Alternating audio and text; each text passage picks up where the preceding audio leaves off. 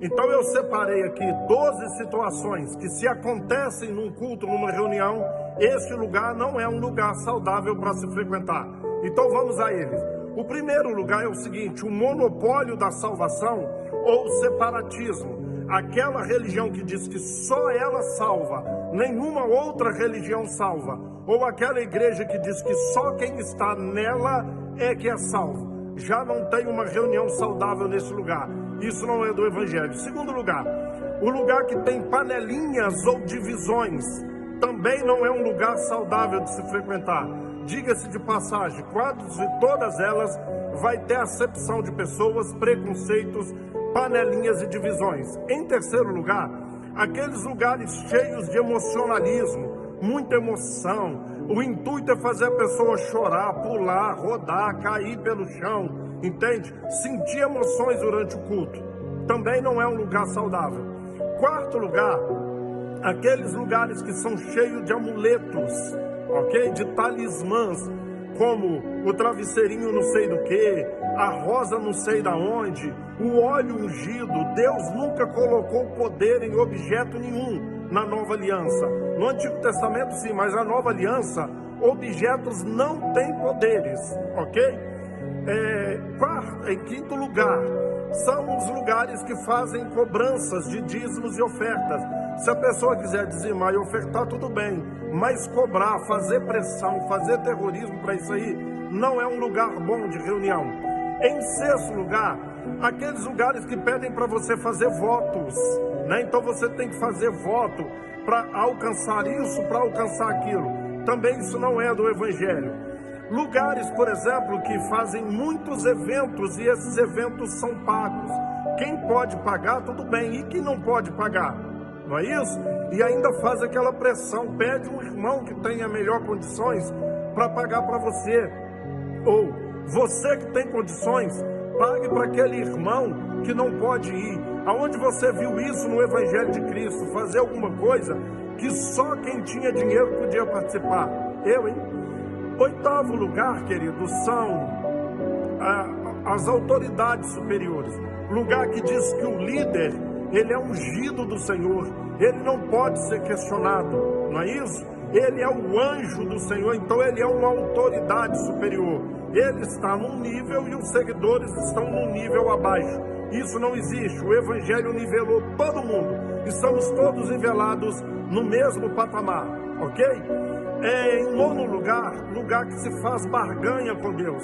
Se você quer alcançar isso, você tem que fazer aquilo. Você tem que pagar esse preço para receber aquilo outro. Se você não fizer aquilo, você não recebe aquilo outro, entende? Então tem que se fazer barganhas com Deus. Também está errado. Em décimo lugar, eu separo a politicagem. Eu não estou dizendo que você não pode orientar e que na igreja não pode falar de política.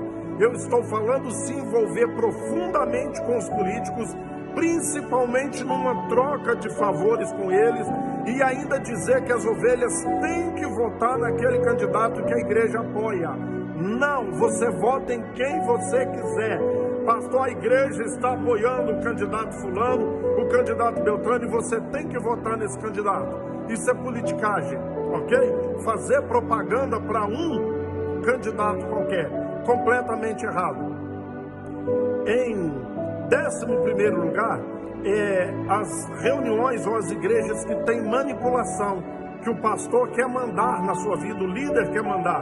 Você pode viajar, você não pode viajar, você tem que escolher a profissão X e não a Y, você tem que casar com a Maria e não com José. Eu não te abençoo para fazer isso, eu abençoo para fazer aquilo. Se não estiver debaixo da minha bênção, da minha cobertura, você não pode fazer. Ou seja, a pessoa vira uma marionete, só faz aquilo que o líder diz que pode se fazer. E 12º lugar, o lugar que tem apelo para aceitar a Jesus. Você sabia que na igreja primitiva, a igreja verdadeira de Cristo, que durou até o ano 312 ali, nunca teve apelo?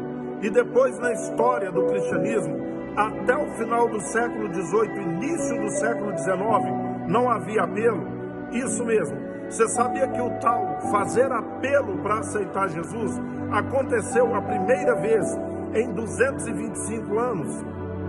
Tem 225 anos que aconteceu pela primeira vez, só que somente 8 anos depois começou a ser feito com frequência, ou seja, com 218 anos, mais ou menos, 217 anos, mais ou menos, que tem essa história. Aceite a Jesus, levanta a sua mão e aceite Jesus.